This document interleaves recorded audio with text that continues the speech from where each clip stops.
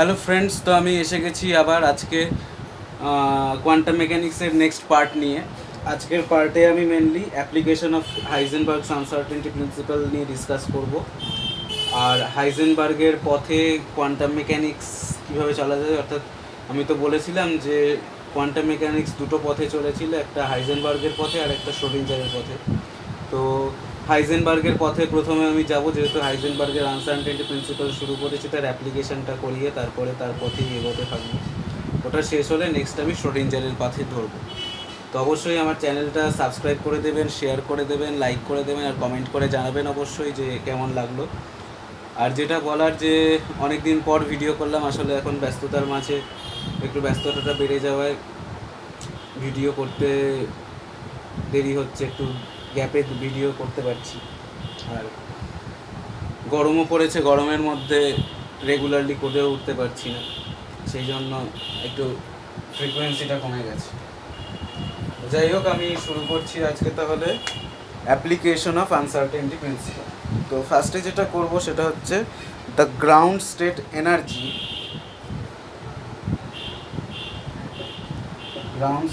Energy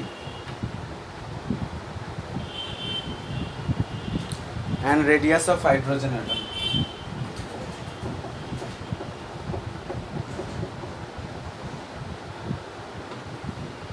Ground state energy and radius of hydrogen atom.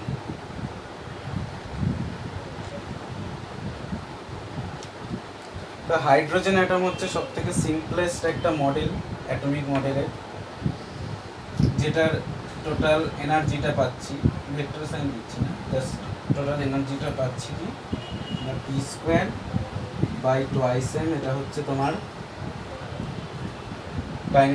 Kinetic energy. আর plus আছে minus ইলেকট্রনের ইয়ের জন্য, চার্জের জন্য এটা মাইনাস হয়ে যাচ্ছে, E square by 4 pi epsilon naught R, যেখানে এপসাইলন নট হচ্ছে ফ্রি স্পেস পারমিটিভিটি, আর হচ্ছে রেডিয়াস কি না নিউক্লিয়াসকে কেন্দ্র করে যে একটা সার্কুলার পাথে ইলেকট্রনটা রিভলভ করছে, তাদের মধ্যে ডিস্টেন্স হচ্ছে আর, সেই সার্কুলার পাথটার রেডিয়াস হচ্ছে আর।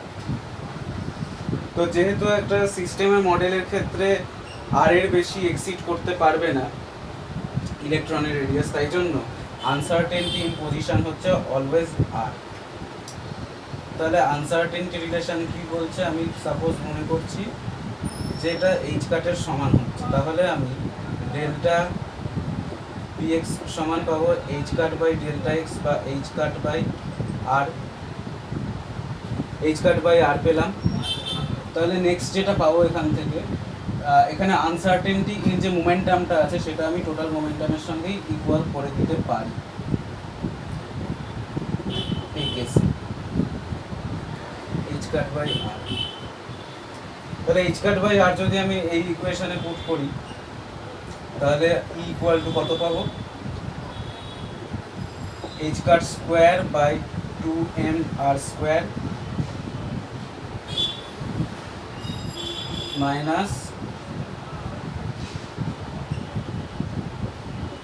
ই square by 4 pi epsilon naught R, এটা পাবো। তো আমি কি বলেছি, গ্রাউন্ড স্টেট এনার্জি। তো গ্রাউন্ড স্টেট মানে মিনিমাম এনার্জি, তাহলে মিনিমাম এনার্জি কন্ডিশন কত না, ডিই ডিআর হচ্ছে 0। মিনিমাম ম্যাক্সিমাম দুটোর ক্ষেত্রেই first derivative about with respect to the radius আর of energy is equal to 0। তো সেটা কত হবে, তো সেইটা হবে হচ্ছে তোমার, একে যদি ডি ডিআর দিয়ে ডেরিভেটিভ করি তাহলে কত আসবে না, 2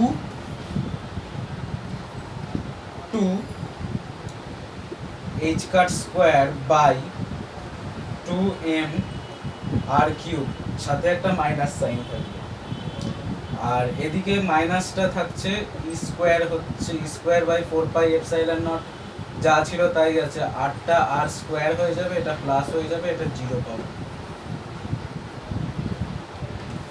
এইখান থেকে এবার আমি যদি 2 ক্যান্সেল আউট করি, তাহলে পাবো হচ্ছে শেষমেশ E square by 4 pi epsilon naught R square equal to H cut square by M R cube.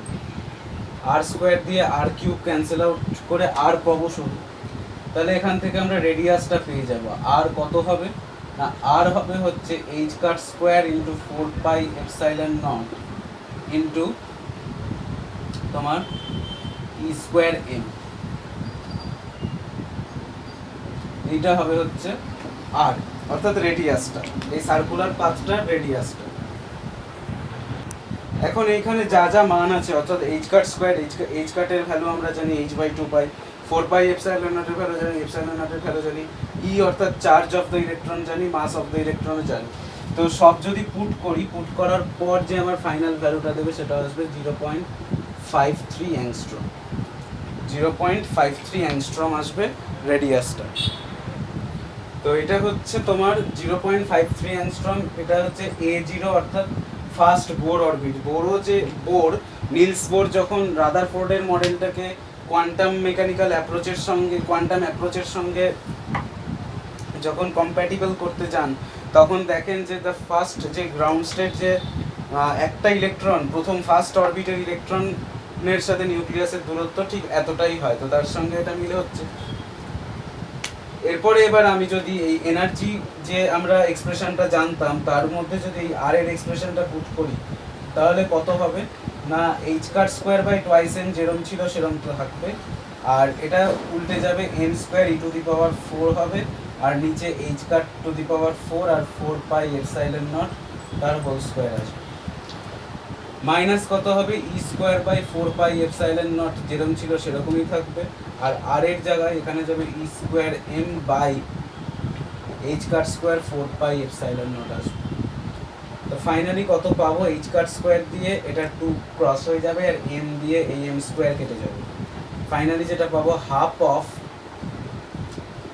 M E to the power 4 by H cut square 4πε0 তার স্কোয়ার, মাইনাস কত পাবো, M E to the power 4 4πε0 তার square h cut square, অর্থাৎ দুটোই সমান পাচ্ছি, এদিকে half আছে এদিকে -1 আছে। সুতরাং এখন যদি এটাকে বিয়োগ করি, তো ফাইনালি এটা আসবে M E to the power 4/2 H cut square by 4πε0 তার whole square with a negative sign in the front. তো এখানে এটা হচ্ছে minus M E to the power 4/2 H cut square 4πε0 তার হোল স্কোয়ার। তো এগুলো সবকটার ভ্যালু যদি পুট করি এবং তাকে যদি 1.6 × 10⁻⁹ দিয়ে ডিভাইড করে ইভিতে নিয়ে যাই, তো সেটাই চলে আসবে 13.6 ইভি, যেটা হচ্ছে the ground state energy of hydrogen atom. তাহলে ground state energy of hydrogen atom পেলাম, আর ground radius of the hydrogen atom দুটোই আমরা ইভ্যালুয়েট করতে পারলাম। আর এইখান থেকেই বোঝা গেল কোয়ান্টাম মেকানিক্যাল এফেক্ট থেকে যে ক্লাসিক্যালি কী হচ্ছিল না, ক্লাসিক্যাল থিওরি দিয়ে যদি একটা অ্যাটমিক মডেলকে যদি ডেসক্রাইব করতাম, তাহলে সেই অনুযায়ী কী হতো না, একটা ইলেকট্রন এনার্জি লস করতে করতে করতে এসে নিউক্লিয়াসের ওপর আপতিত হতো, হয়ে পুরো কোলাপস করে যেত, কিন্তু অ্যাটমিক মডেলটা কোলাপস করে যেত, কিন্তু একটা মিনিমাম এনার্জি, অর্থাৎ ইলেকট্রনের মিনিমাম এনার্জি -13.6, পুরো অ্যাটমটার আর কি, পুরো হাইড্রোজেন অ্যাটমটার মিনিমাম এনার্জি -13.6 ইভি অবধিই নামতে পারে, তার নিচে হতে পারে না, তার নিচে নামতে পারে না। আর এইখান থেকেই কোয়ান্টাম মেকানিক্যাল অ্যাপ্রোচ জিতে যায়, কোয়ান্টাম অ্যাপ্রোচ জিতে যায় ক্লাসিক্যাল মেকানিক্সের কাছে। আর সেইভাবেই রাদারফোর্ডের মডেলকে নিলস বোর একটা স্টেবিলিটি দিতে পারেন। এবার নেক্সট যে অ্যাপ্লিকেশনটায় যাব সেটা হচ্ছে non existence of electron inside a nucleus. Non existence of electron inside a nucleus.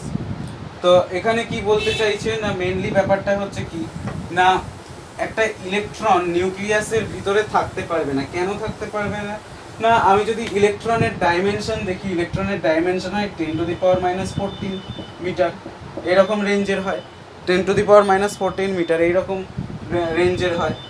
তো এখন যদি এই, তাহলে এটা যখন রেঞ্জ হয় তাহলে এটাই নিশ্চয়ই আনসার্টেনটি ইন পজিশন আসবে, এর বেশি হবে না। তাহলে এখন আনসার্টেনটি প্রিন্সিপালে যদি আমি বসাই, পুট করি, তাহলে আমি এইচ কাট বাই আমি পাবো delta x, h cut by delta x. H cut by delta x থেকে আমি কি পাবো না, এইচ কাটের ভ্যালু হচ্ছে 1.054 × 10⁻⁻34, আর ডিভাইডেড বাই যদি আমি এটা 10⁻⁻14 করি, তাহলে এত হচ্ছে জুল সেকেন্ড ছিল, তো এটা হয়ে যাবে তোমার KG metre per second. KG metre per second, KG metre per second, তাহলে কত আসবে? এটা 1.1 into 10⁻⁻20 KG metre per second আসবে। তো এত আসবে তোমার মোমেন্টামটা। তো এখন একটা ইলেকট্রনের ক্ষেত্রে যদি এত পরিমাণ মোমেন্টাম লাগে, তাহলে তাকে তার রেস্ট মাস এনার্জির চেয়ে বেশি এনার্জি তার থাকতে হবে। যেমন বলি, যেমন হচ্ছে কি না, রেস্ট মাস এনার্জি m0c² যদি আমি দেখি, তাহলে আমি পাবো 9.1 ইন্টু 10⁻31 ইন্টু 3 ইন্টু 10⁻8 তার হোল স্কোয়ার। এটা যদি পাই তো শেষমেশ আমি যেটা পাবো 0.51 mega electron volt, 0.51 mega electron volt. আর আমি যদি এই মোমেন্টামটা ক্যালকুলেট করতে চাই তাহলে সেটা পাবো, তো যেটা হচ্ছে যে রেস্ট মাস এনার্জি পাচ্ছি আমরা 0.51 মেগা ইলেকট্রন ভোল্ট। তো এইখানে যে মোমেন্টামটা আমরা পাচ্ছি, সেই মোমেন্টামকে যদি আমরা এনার্জিতে অর্থাৎ শুধুমাত্র কাইনেটিক এনার্জি p²/2m করাই, তাহলে সেটাই প্রায় চলে আসছে তোমার 415 প্রায় 416 মেগা ইলেকট্রন ভোল্ট। তো যেখানে হওয়ার কথা 0.51, মাত্র 0.51 মেগা ইলেকট্রন, সেখানে আসছে 416 মেগা ইলেকট্রন ভোল্ট। তাহলে সেটা তো এক্সিড করে যাচ্ছে না এনার্জি লেভেলটা।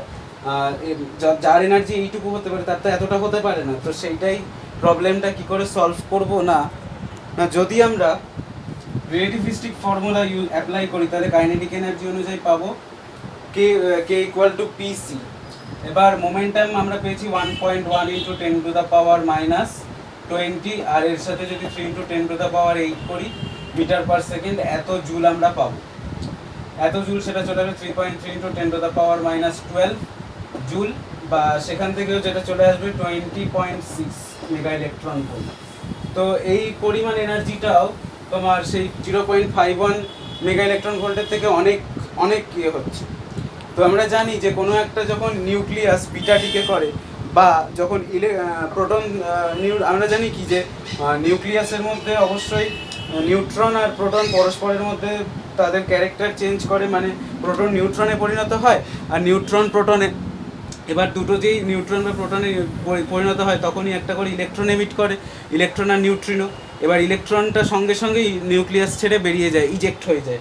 তো এই রকম কেসে বা বিটা পার্টিকেল নির্গমনের সময় যে ইলেকট্রনগুলো বেরোয়, সেক্ষেত্রে যেই এনার্জিটা হয় সেটা খুব জোর 2 থেকে 3 মেগা ইলেকট্রন ভোল্টের ইলেকট্রন হতে পারে, তাও সেটা 20.6 মেগা ইলেকট্রন ভোল্ট অত এনার্জিরও হয় না। তো এখন যদি আমি কোনো একটা অ্যাটমিক ডাইমেনশন নিই, অ্যাটমিক ডাইমেনশনের ক্ষেত্রে আমার ডেল্টা এক্স আনসার্টেনটি কত ছিল? আনসার্টেনটি ছিল তোমার 0.53 অ্যাংস্ট্রম, যেটা ওই যে A0 পেয়েছিলাম Bohr radius, first Bohr radius. তো সেইখান থেকে যদি আমি মোমেন্টাম ক্যালকুলেট করতে চাই, মোমেন্টাম ক্যালকুলেট করতে গেলে পাবো h⁻x, h⁻delta x। আমি ডেল্টা পি আনসার্টেনটিটাকেই আসল ধরে নিলাম যে এর চেয়ে ভ্যালু এক্সিড করছে না, তাহলে আমি পাবো 1.054 ইন্টু 10⁻34। একে যদি 0.53 অ্যাংস্ট্রম দিয়ে ডিভাইড করি, তাহলে যেটা পাবো ফাইনালি সেটা হচ্ছে 2.1 ইন্টু 10⁻11, সরি -24 এত কেজি মিটার পার সেকেন্ড, এত কেজি মিটার পার সেকেন্ড পাবো। সুতরাং এই মোমেন্টামেরও যদি করেসপন্ডিং কাইনেটিক এনার্জি p²/2m বার করি, তাহলেও সেখানে তোমার ফাইনালি যেটা আসবে যে 5 যেটা মেগা জুল আসবে সেটা হচ্ছে 15.3 অনলি ইলেকট্রন ভোল্টে আসছে, 15.3 ইলেকট্রন ভোল্ট। অর্থাৎ যখন রেস্ট মাস যদি 0.51 MeV হতে পারে, সেখানে 15.3 EVটা হওয়া যায়, তাহলে এইটা একটা পসিবল ভ্যালু দিতে পারে। তো এইখান থেকেই বোঝা যায় যে ইলেকট্রন কোনো নিউক্লিয়াসের মধ্যে এক্সিস্ট করতে পারে না, তবে নিউক্লিয়ার ডাইমেনশনের বাইরে অ্যাটমিক ডাইমেনশনে সেটা অবশ্যই এক্সিস্ট করতে পারে। 3 নম্বর যে অ্যাপ্লিকেশনটায় যাব সেটা হচ্ছে 0 point energy of harmonic oscillator. তো 0 পয়েন্ট এনার্জি যদি আমি ক্লাসিক্যালি কোনো একটা হারমোনিক অসিলেটরের সাথে ডিল করি, তাহলে আমরা পাবো কিনা কোনো পজিশন, কোন আমরা যে এনার্জি যেটা পাচ্ছি কোনো হারমোনিক অসিলেটরের টোটাল এনার্জি হচ্ছে p²/2m plus half m omega square x square, তাই তো?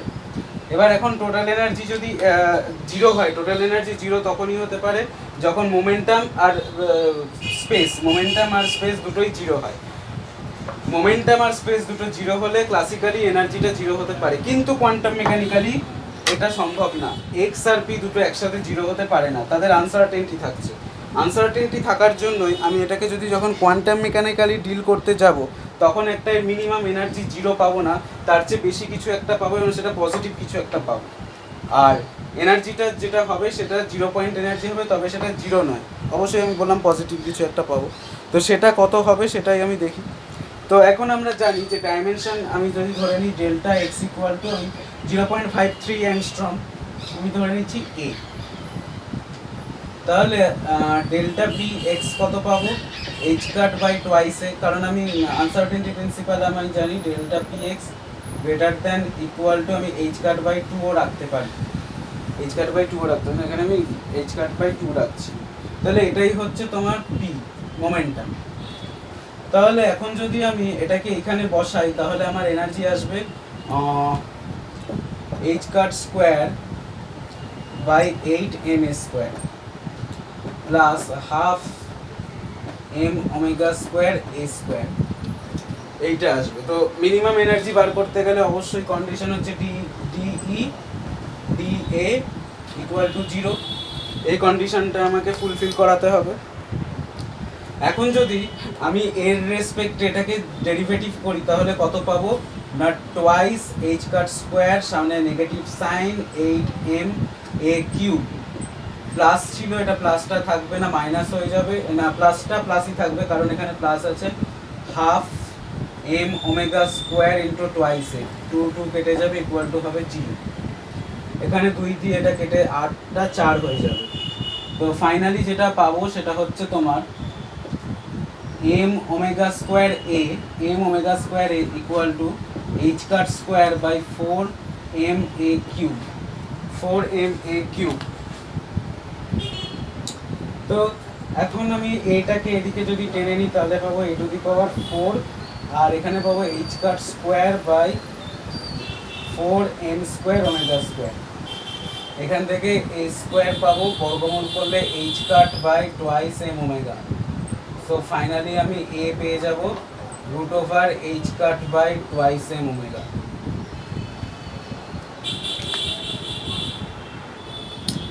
এবার আমরা জানি এনার্জি হচ্ছে এত। এবার এখানে এর যে ভ্যালুটা যদি পুট করে দিই এতে গন্ধপুষ্পে, স্কোয়ার হয়ে যাবে 2m omega by h² plus half m omega square থাকবে, আর হবে h²/2m ওমেগা। m কাটবে 2 দিয়ে, এটা হবে 4, h কাটবে, h² কাটবে, এদিকে 2 দিয়ে 4 হবে, m কাটবে, ওমেগা দিয়ে ওমেগা স্কোয়ার কাটবে। ফাইনালি যেটা আসবে এটা, তাহলে E ইকুয়াল টু চলে আসছে হাফ h² ওমেগা। এটা হচ্ছে তাহলে 0 পয়েন্ট এনার্জি বা গ্রাউন্ড স্টেট এনার্জি। তাহলে এর থেকে কি বোঝা গেল না কোনো অ্যাটমের ক্ষেত্রে তার ground state energy half h² ওমেগার নিচে নামে না, অর্থাৎ কোনো ফিজিক্যাল সিস্টেম কখনোই থেমে যেতে পারে না, অর্থাৎ সবসময় সেটা কমপ্লিটলি রেস্টে থাকে না, সবসময় এটা একটা রেস্টলেস বা একটা ইয়েতে থাকে, তোমার একটা ভাইব্রেশনের মধ্যে দিয়ে থাকে, যার minimum energy half h² omega হয়। তো এই একটা ব্যতিক্রম নয়, ঠিক ব্যতিক্রমের কাছাকাছি, যেটা হচ্ছে হিলিয়াম, লিকুইড হিলিয়াম।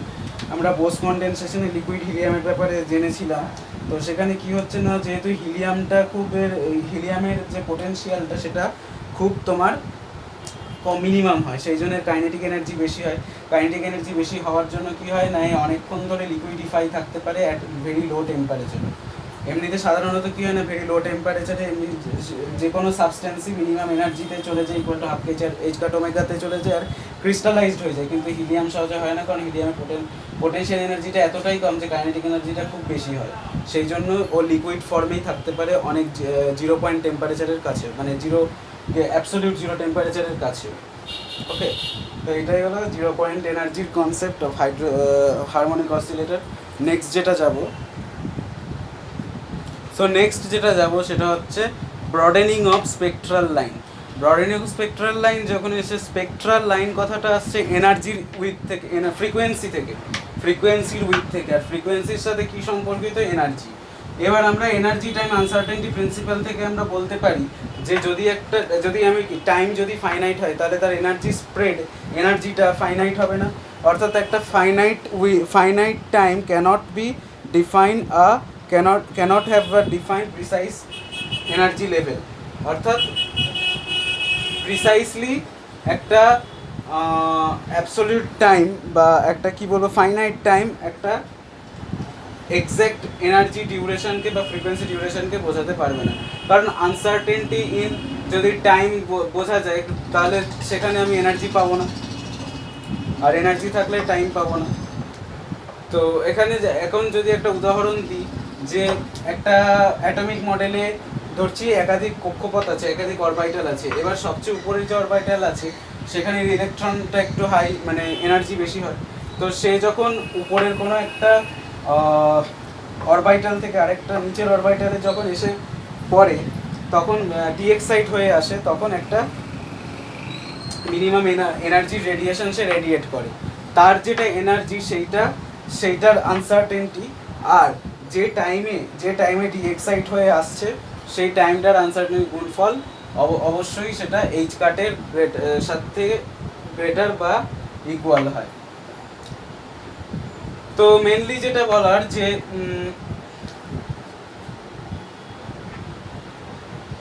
বলার হচ্ছে কি লাইফ টাইম কাকে বলে না, লাইফ টাইম কাকে বলে বোঝাতে বলবো না, যে যতটুকুটা লাইফ স্প্যান থাকছে কোনো একটা পার্টিকেল যতটুকুটা লাইফ স্প্যান থাকছে ডিএক্সাইট হওয়ার আগে পর্যন্ত যতটা লাইফ স্প্যান থাকছে, সেটাই হচ্ছে সেই পার্টিকেলটার লাইফ টাইম। তাহলে লাইফ টাইম যেই সে ইল্যাপস করে যাচ্ছে, যেই লাইফ টাইমে ওভার হয়ে যাচ্ছে, অমনি সে ডিএক্সাইট করে যাচ্ছে, ইল্যাপস করে যাচ্ছে, তার সাথে একটা এনার্জি রেডিয়েশন সে এমিট করে চলে যাচ্ছে। তো যদি সেই লাইফ টাইমটা টাও হয়, তাহলে আমরা এখান থেকে পেতে পারি আনসার্টেনটি রিলেশন থেকে delta uncertainty energy equal to H cut by tau হচ্ছে the life time of the particle.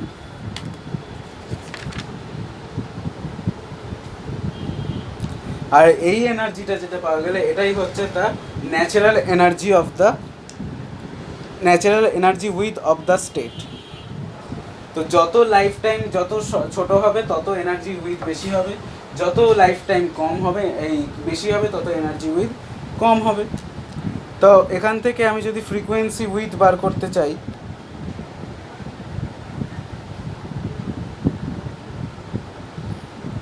তার আগে একটা কথা বলে রাখি, যে যখন গ্রাউন্ড স্টেট এনার্জি জানি, গ্রাউন্ড স্টেট এনার্জি অনুযায়ী হচ্ছে কি না জিরো এনার্জি উইথ, তখন এনার্জি উইথটা জিরো হয় কেন গ্রাউন্ড স্টেটে? কারণ তখন লাইফ টাইমটা ইনফিনিটি হয়। এটা ইনফিনিটি হলে অবশ্যই এটা জিরো আসবে।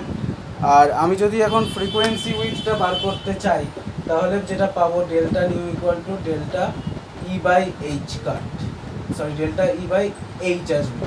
তাহলে যেটা পাবো H cut by h tau, finally যেটা আসবে 1/2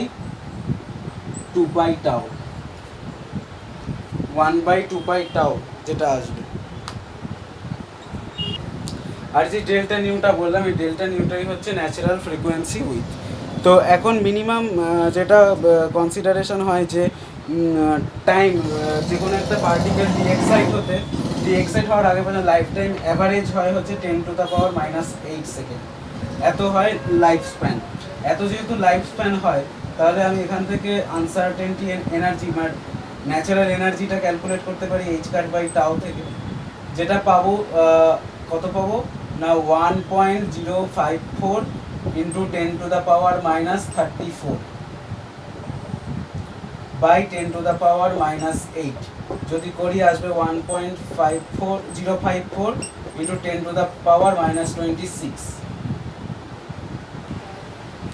তো যেটা একটু লেখাটা আবজা হয়ে যাচ্ছে, তো এইটা এত পরিমাণ আসছে জুল, এত জুল হচ্ছে তোমার যে এক্স্যাক্ট এনার্জিটা পাওয়া যাচ্ছে। তো এক্স্যাক্ট এনার্জিটা যে পাওয়া যাচ্ছে এখান থেকে কি পাবো তাহলে এই তোমার তাহলে এক্স্যাক্ট যে নিউটা কত হবে, নিউটা হবে হচ্ছে ডেল্টা ই বাই এইচ। তো সেটা কত আসবে না 1.054 into 10⁻⁻26 joule divided by 6.63 into 10⁻⁻34। এটা কত আসবে ফাইনালি, সেটা হচ্ছে তোমার দ্য এক্স্যাক্ট ফ্রিকোয়েন্সি উইথ, যেটা আসবে 1.67 ইন্টু 10⁻7 হার্টজ। এটা হচ্ছে এক্স্যাক্ট তোমার ফ্রিকোয়েন্সি উইথটা যেটা হচ্ছে সেটা আসবে। নেক্সট যেটা যাবো সেটা হচ্ছে মাস of pi Mason.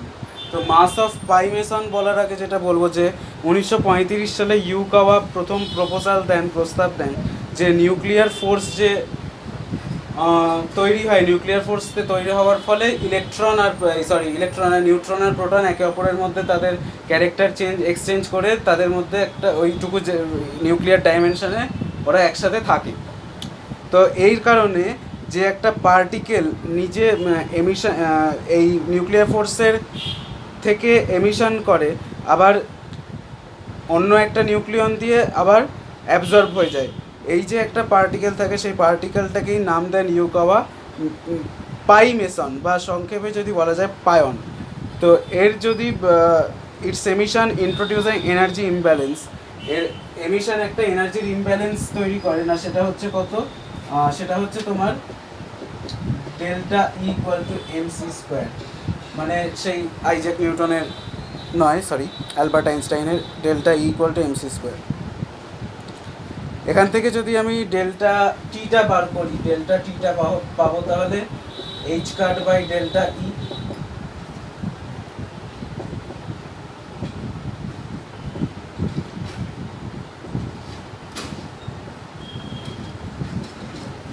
H cut by delta E কত পাবো,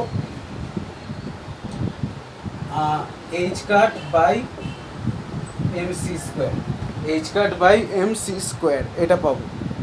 এখন এই পায়ন কতটা রেঞ্জ কভার করতে পারবে না সেটা হচ্ছে R equal to C into delta টি।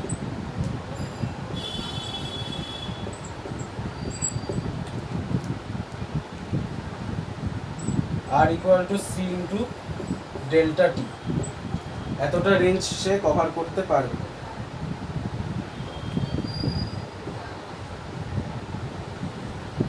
তাহলে সেটা কত হবে না H cut by M C, এতটা সে পারবে।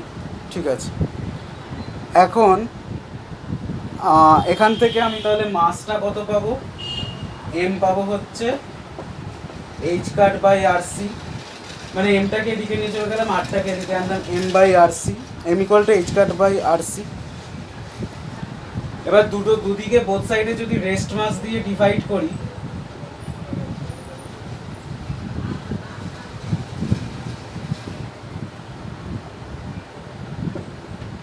রেস্ট মাস দিয়ে যদি ডিভাইড করি তাহলে যেটা পাবো সেটা হচ্ছে এইচ কাট এম জিরো আর সি। এইচকে যদি আমি এইচ বাই টু পাইতে ভেঙে দিই তাহলে আমি এখানে লিখতে পারি H by M zero C, H by M zero C, আর এখানে থাকছে কত 1/2 পাই আর, 1/2 পাই আর।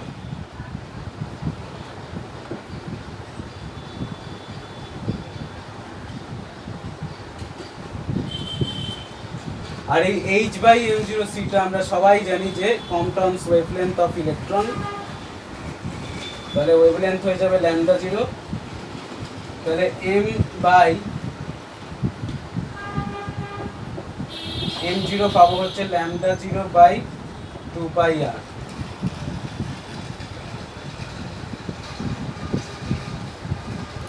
আর এখানে ল্যামডার ভ্যালু 0.0242 অ্যাংস্ট্রম আর 0.53 অ্যাংস্ট্রম যদি পুট করে দিই তাহলে এম ইকুয়াল টু ফাইনালি যেটা দাঁড়াবে 275 m0। এটা থিওরিটিক্যালি এলেও প্র্যাকটিক্যালি 275 m0 কাছাকাছি আসছে এবং সেটা প্রুভেন। তাহলে আনসার্টেনটি প্রিন্সিপাল থেকে মাস অফ পায়ন রিলেটিভিস্টিক্যালিও সে বার করতে পারা গেল। অর্থাৎ পায়নের যদি রেস্ট মাস জানা থাকে তার 275 গুণ হচ্ছে তার এম হবে, অর্থাৎ রিলেটিভিস্টিক মাস হবে। তো এই কটা ছিল অ্যাপ্লিকেশান হাইজেনবার্গ আনসার্টেনটি প্রিন্সিপালের। আজকে অবশ্য ইচ্ছে ছিল হাইজেনবার্গের পথ ধরে কিছুটা এগিয়ে যাওয়া অপারেটর ফর্মুলেশনগুলো, তো হলো না। তাহলে আমি নেক্সট ভিডিওতে পুরো অপারেশন ফর্মুলেশনের ওপরেই পুরো একটা ভিডিও রাখবো, ঠিক আছে? নেক্সট ভিডিওতে আমি পুরোটা ওর ওপরে করবো, তারপরে আমি শ্রোডিঞ্জার ইকুয়েশন, শ্রোডিঞ্জার অ্যাপ্লিকেশন যাবো, আর তারপরে লিনিয়ার হারমোনিক অসিলেটর আর হাইড্রোজেন অ্যাটম করলে কোয়ান্টাম মেকানিক্স হয়ে যাবে। তাও এটা অনেকটাই চলবে, অনেক কটাই পার্ট হবে। যাই হোক, আশা করছি হয়তো ফ্রিকোয়েন্টলি দিতে পারবো না ভিডিও, এখন একটু চাপে আছি আর গরমও পড়েছে। চেষ্টা করব পুরোটা কভার করার। Thank you. আজকের ভিডিও এইটুকুই।